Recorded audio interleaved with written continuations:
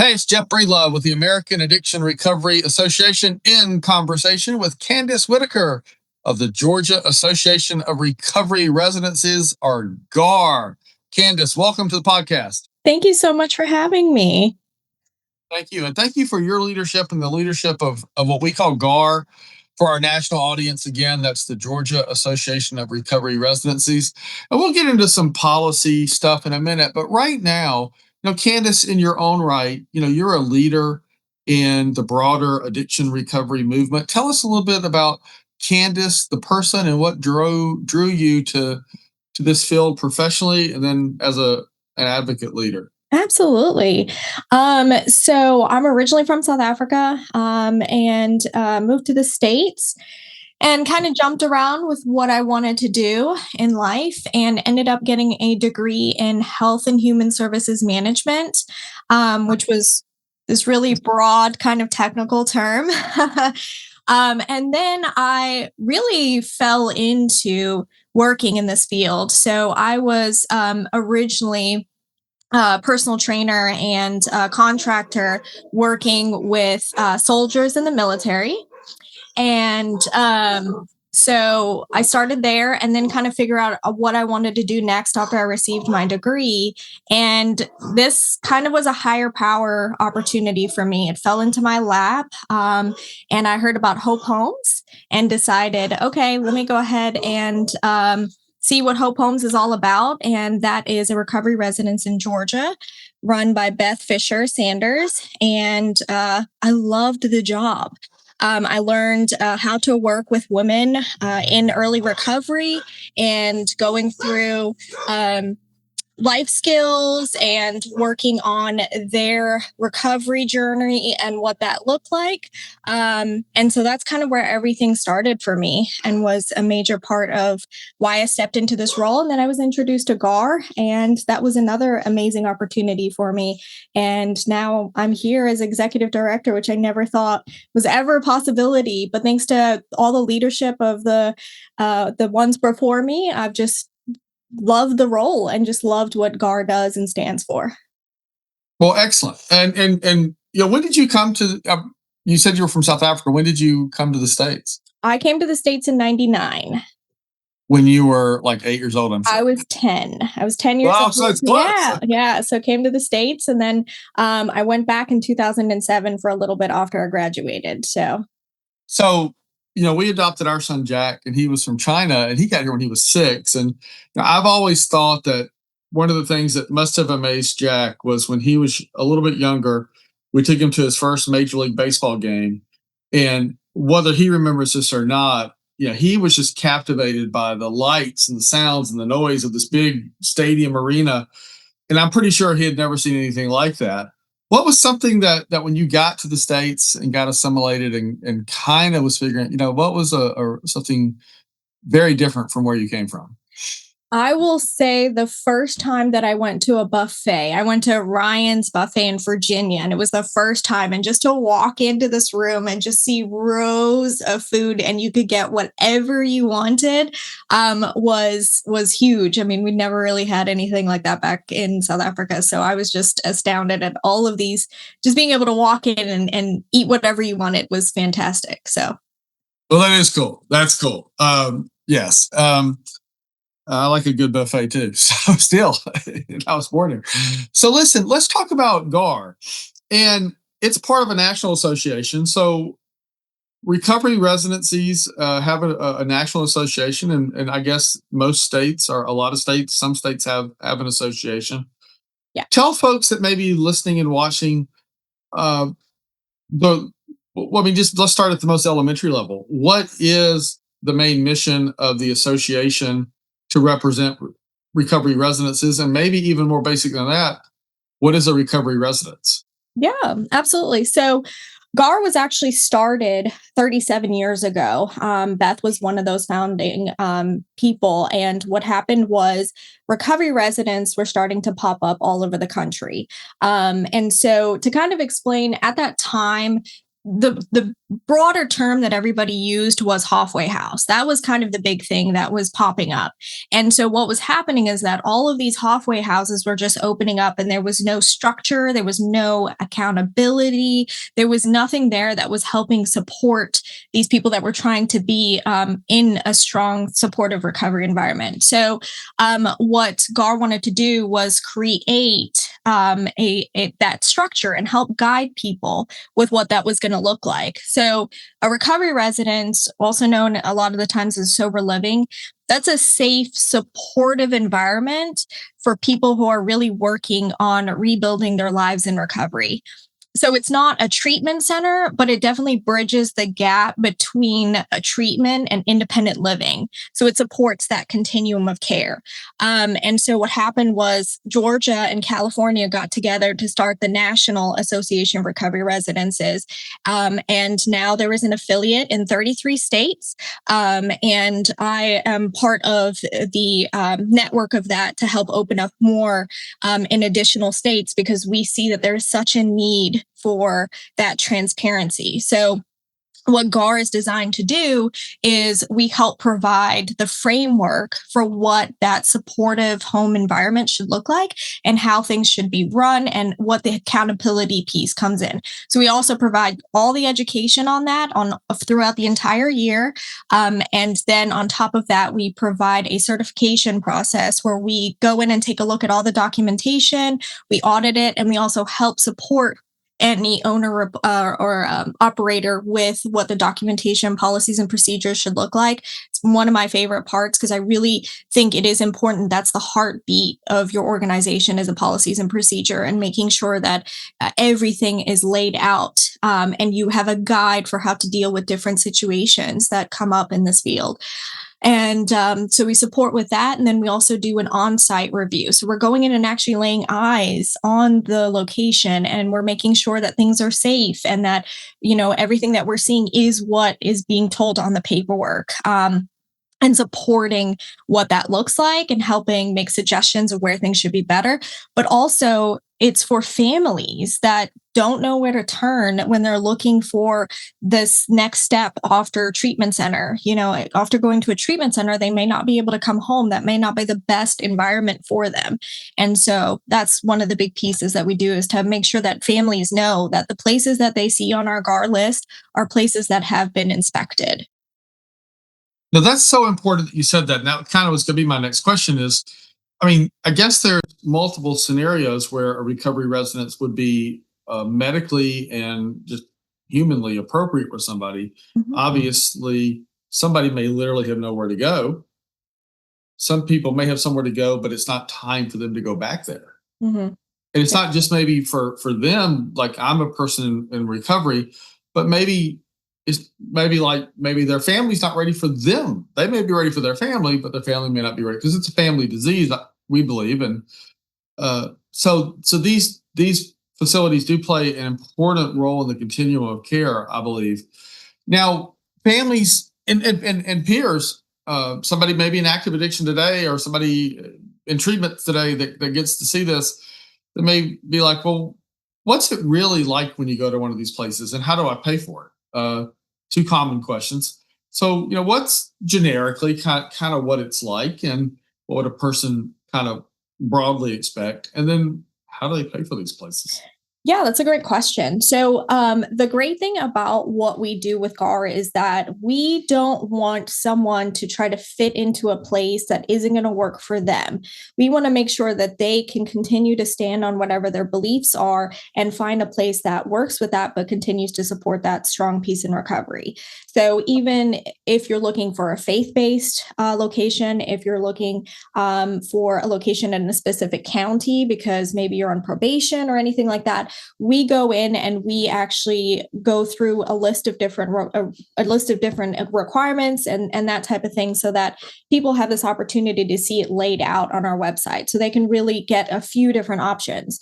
And on there includes all of the price points. And we completely understand that in different cases, there are people that just can't afford that and don't have any resources. And we have lots of programs, long-term programs, that are completely covered. And So there are nonprofits that are supporting them, so they're able to do that. Or there's other places that are in to support people that are in working individuals, professionals that maybe need something more structured but need to maintain their schedule with work. So there's different opportunities, but what we see typically is, like we say, a home-like environment. So a lot of the times it is in a residential neighborhood in a home, or it's in an apartment, and you have a certain amount of square feet we require with the living space per resident. So you're in a comfortable place, and that you're also having a communal area where you can get together with the entire the community that's working together, that you're living with, and work together on different things. Something is basically something like chore charts, and how to do that. I mean, some people have never had to make a bed, and have gone through active addiction, and this is something that they need support with. So working with a chore chart and keeping the space clean and maintaining that is a part of the life skills to continue that continuum of recovery, and support them when eventually they step down to independent living.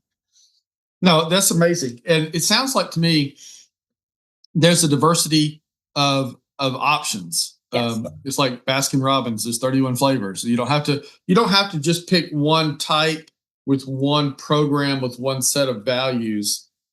That you could be any type of lifestyle, any type of belief, any type of background, and probably find something compatible to your values and beliefs. Yes, absolutely. And that was really important to, even when it comes down to the faith-based, we ask what faith, so that we can be very clear about what the organization looks like, and make sure that someone can find that option for themselves. And so there's a large variety at the moment. We have 112 certified residences in the state of Georgia, with 27 in the process. So we do have quite a few different options. And like I said, a lot of them are in different counties, if that's specific to somebody that needs to know, or maybe someone wants to be closer to their family and able to visit and continue to work on rebuilding that piece with the family. We have a lot of recovery residents that help support that by doing family days. And it's also about having fun in recovery. That's a major part of what recovery residences really hone in on, is how do you have fun in sobriety, and what does that look like? And so for a lot of people, that's really, really difficult. And how to be able to go to a ball game and deal with maybe some of those triggers that are around. But when you're with a lot of other people that are in that same type of deal, and you can support each other, they can start to find that fun in recovery and what that looks like. So also hosting, sober events, or connecting with other community members, churches or other organizations that are hosting those sober events, and really working together to help support that. No, it sounds incredible. Now let's segue a little bit into some policy stuff. One is probably national in scope, and I'm sure uh, people in communities across America deal with the same type of scenario I'm about to outline for you to talk about. But it basically comes down to NIMBY, or the not in my backyard aspect of stigma. Mhm. And it seems to me that a lot of times elected officials and appointed officials will say, "Oh, of course we support everything about recovery," and they'll show up for the proclamation ceremony and the parade. But then when you go before the zoning entity of the county or city, all of a sudden there's a bunch of rules, sometimes changed literally Yes. in the meeting, to make it more difficult for people to operate these types of facilities. Mhm. So what's been your experience? Uh, I would guess it would be there's two types of governments. Some that are very welcoming and Mhm. say, "Come on in, and we want you here as much as we want the place next door to you that's going to cure cancer." Then there's probably been some places that have done everything they can to keep your members out. Yes. What is your experience, and what would be your message? What would be your message to an elected official or their staff who's watching this podcast that currently maybe isn't as welcoming, as to why they should become more welcoming? That's a great question. And I will tell you that zoning is the giant elephant in the room for us that has caused a lot of issues. And I just really want people to understand that the recovery residences that are GARR certified do have that oversight. So they have an opportunity to, we help support with grievances. We're there to support them with a good neighbor policy and what that looks like. And so to me, it's they're there. Whether you know it or not, there are recovery residences everywhere. And some of them are that old halfway house type of model where there's no structure. And that has given us a bad name. And that is part of the reason why we do what we do, because it's important that we change that narrative and make sure that we're getting those people out that should not be owning and operating a recovery residence, and also supporting the people that are struggling with active addiction that might be unhoused individuals. We have that especially in Atlanta, all over Atlanta. And we notice that as we start to put in these structured recovery residences, that those unhoused individuals drastically decrease. And we're giving them resources to become active members of society. There's so many people, you may or may not know it, that are in recovery and doing fantastic things just like you, Jeff. And it's really important to understand the message is that we are not here to take over neighborhoods and just have places that are absolutely, just there's no structure, there's no rule, there's nothing like that. We are here to structure them in the safest way possible and educate people on how to do that. And we are not afraid to not certify places. We are not afraid to not take away certifications due to negligence or putting anybody in danger. That is part of what we are here to do. We are drawing the line in the sand and setting up those parameters to make sure that we're keeping everybody safe. No, and that's so important. And I do think that there is a disconnect between, oh, I don't know, neighbors Yeah. who, I don't think it's unreasonable to ask questions about what's in your neighborhood. Mm-hmm. But I also think there's a disconnect on our side Yeah. of the broader coalition of people impacted by the addiction epidemic who have to reach out to elected officials and their staff and say, look, let us educate you so that you know how to respond to your constituents' legitimate questions. Yes. And then it's incumbent upon, however, those elected officials and staff to be professionally objective and want to serve people that need these types of facilities and stand up to any kind of hatred or bigotry. So Yeah. I love what y'all are doing there, and I think that's such an important part of where we have to go policy wise in this country in 2025 and 6 and 7 in the age of fentanyl, as we see the numbers maybe temporarily decrease, but we know that they're going to only increase as adulteration of products continue. Yes. We've got to have facilities to help people, and I think GARR and your 33 sister 33. Yep. 33 sister organizations total. Y'all play a big role in this. Let's talk before we get Georgia specific about something. Let's continue to talk about like the role that a recovery association for residencies plays in the education process in terms of, and you've alluded to this, but let's go deeper. Sure. I mean, at the end of the day, because I'm just a guy from the South in recovery, right? I mean, there's good guys and bad guys. Yes. At the end of the day, Mm-hmm. and there's professionals out there who want to be of service and devote their life professionally. Yes, they want to make a living. They know they're not going to be billionaires or anything, and they're not trying to be billionaires. They're trying to do good, make a living, provide for their own families. Mm-hmm. And then there's people that come in and don't mind exploiting people and their families in crisis, communities. So what do you say to the president of the Rotary Club, the president of the neighborhood association, the local county city council member, county commissioner, who are right there in that neighborhood? Mm-hmm. Not the member of Congress who's up here dealing with national problems, but what do you say in a community as to why it's okay? What's your elevator speech? Your 1 or 2 minute elevator. It's okay to do this here in Albuquerque, New Mexico, or or, or Ottumwa, Iowa, Mhm. or Duluth, Georgia. Why is it okay for that community to bring your members in? Yeah, absolutely.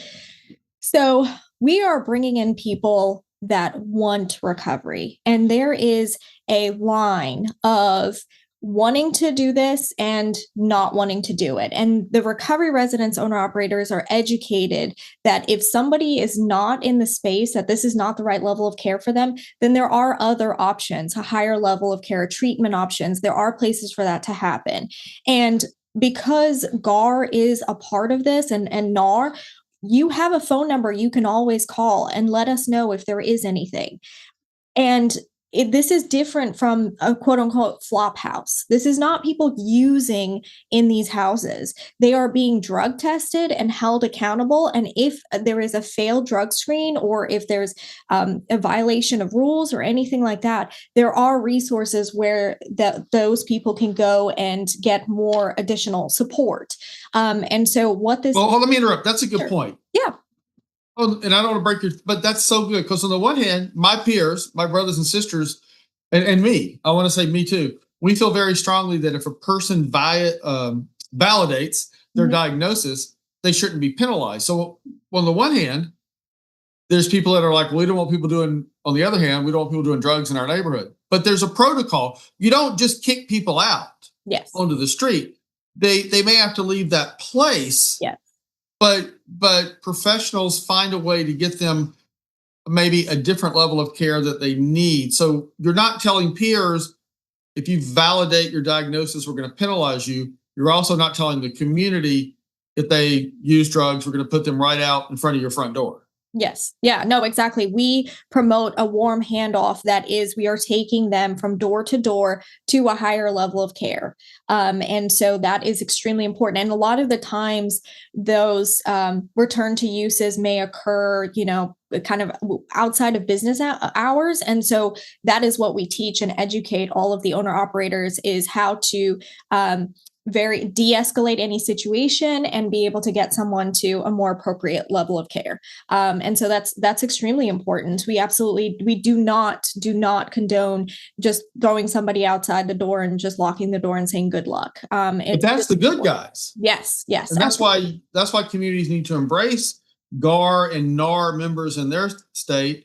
I mean, it's a shame we don't have them in all 50 states, and that needs to change. And Yes. that's something that I'm sure AARA will work with NAR and GAR on. This should be in every state. Mhm. But the whole point is, if people are afraid there's going to be drug activity in their literal neighborhood and community, you would want to embrace a place like this, not Yes. shun a place like this, because this is the place that's going to help people appropriately. Yes. Yeah, these are drug-free locations. These are drug-free environments, sober environments that are promoting that. And a lot of it is with the community supporting each other to continue to maintain that and going out to AA meetings or NA meetings or whatever it is and promoting that continuously and working together so that eventually the next step is for someone to be able to go on to that independent living. So it is really important. And that may be, somewhere else within the neighborhood, and they know that they have a resource that they can always go to if they're struggling. I lived in an apartment complex a couple years ago, and my neighbors were absolutely using, and it was really, really difficult for a lot of people within the apartment complex. And it was something that people were continuing to complain about and having these conversations. And so how does the conversation change of, well, let's create places that support people to be in those drug-free environments and have a place that they can go to instead of being constantly triggered by a place that is just having people using nonstop. No, absolutely. No, we just have a few minutes left. About 5 minutes left. Got to get a better clock. So let's talk a little bit about something that is going on in Georgia, policy wise, legislative wise, that has also gone on in other states Yes. because, frankly, of some national stories that occurred mostly out of not only, but mostly out of Florida and California with exploitation of people in some places. And GARR is working with the Georgia General Assembly and the administration of the governor in the state to voluntarily seek uh, the state to put a law in place with protocols and regulations to regulate the industry so that, and correct me if I'm wrong, so that the operators feel like the good work they do Yes. isn't exploited by bad operators, Yes. so that a family member or a person themselves seeking care know that the place is regulated by the state and therefore much more likely to be safe and secure. And I say this to elected officials across the country, but especially in Georgia, um, and it's a true fact that the great young man that cuts my hair showed me the number of licenses the state of Georgia requires him to get to Mhm. be able to legally cut hair in a reputable hair cutting place. Uh, and it's a multiple digit number. And currently in Georgia right now, the number of licenses required for someone to open up and call it a recovery residence is exactly zero. 0. Yes. So there's a conversation going on in Georgia about that. I'm sure other states don't have licensing now and probably should. Yes. So without getting too deep in the woods in 3 minutes or 2 minutes, you know, why do you think it's good policy? And why do your members want voluntarily the state to do the work to impose these regulations on your members? There are people taking advantage of this extremely vulnerable population, and they are exposing them to awful practices such as body brokering. It's happening. And those bad actors from Florida, they've come up to Georgia. I've had conversations with the Florida affiliate as well, and we say some of the same names. And I know that they're operating here, and there is nothing we can do about it. We know that they are operating, and they are just, like I said, taking absolute advantage of people, stealing money from them, all different types of practices, allowing them to use within the organization. And so, to me, it's extremely important. We are coming and asking for this support because we need the support and oversight to actually close places down. It's not enough to remove GARR certification. It's not enough for us to walk in and say, absolutely not, this will never happen. We will never certify you, because they will continue to operate in the shadows. And it's time to shine a light on them. And we can't do that ourselves. We need the state support in order to do that. We need the national support in order to do that. And we don't want to wait until, unfortunately, it's going to come where someone's loved one is going to pass away in a very vulnerable situation. And we are trying to prevent that from happening here and now, because there are lots of family members that have lost loved ones to these vulnerable organizations. And we just can't continue to stand by and allow this to continue to happen. It's an apolitical conversation. We are talking about working together to support people in recovery and shut down all that vulnerability, all of that. It's terrifying. The stories that the stories that I hear and the calls that I get every day are absolutely truly heartbreaking, and we just can't we cannot stand by and allow this to continue to happen. No, absolutely. It is not. It's bipartisan, but one part that I think is political, and we have about a minute and a half left. But both major parties always say they care about the working family, right? Oh, we care about working families. Well, I believe, and I'm asking you, is it not true? You know, every family is important, but this disproportionately impacts the working families of any state in the nation Yes. because the predators prey on the family for their money and their benefits, and we Yep. can't forget the benefit access, access to benefits that run out. They prey on that financial aspect from the family and drain their bank accounts and their benefit accounts.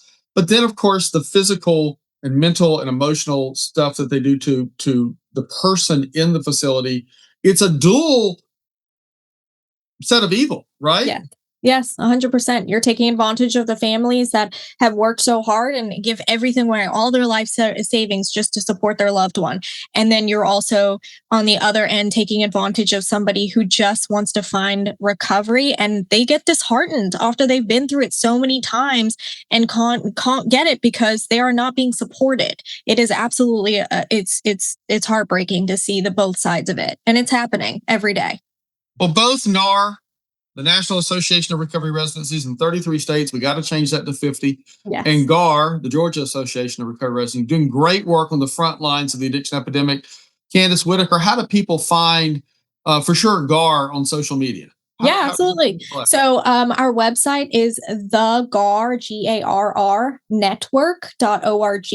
And if you go there, you can find a link to all of our social media and also a list of all the certified recovery residences. And if you know that there's a place operating in your area and you would like to find out if it's certified or need any support, please call me. My phone number is on there. I will answer the phone and you will be speaking to me, and I'll be happy to support you with anything.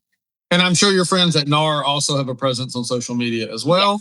Yes, And they're naronline.org. And you can go there and also see what states all of the organizations are affiliates are. So if you are in a state that doesn't have an affiliate, please reach out to NAR and let them know that you would like to help support and help to see an affiliate be brought in your state. great. Well, this is Jeffrey Love with the American Addiction Recovery Association in conversation with Candace Whitaker of GARR, the Georgia Association of Recovery Residencies. Candace, thank you for your leadership and your organization. And you know what we always say, recovery is real. Thank you so much.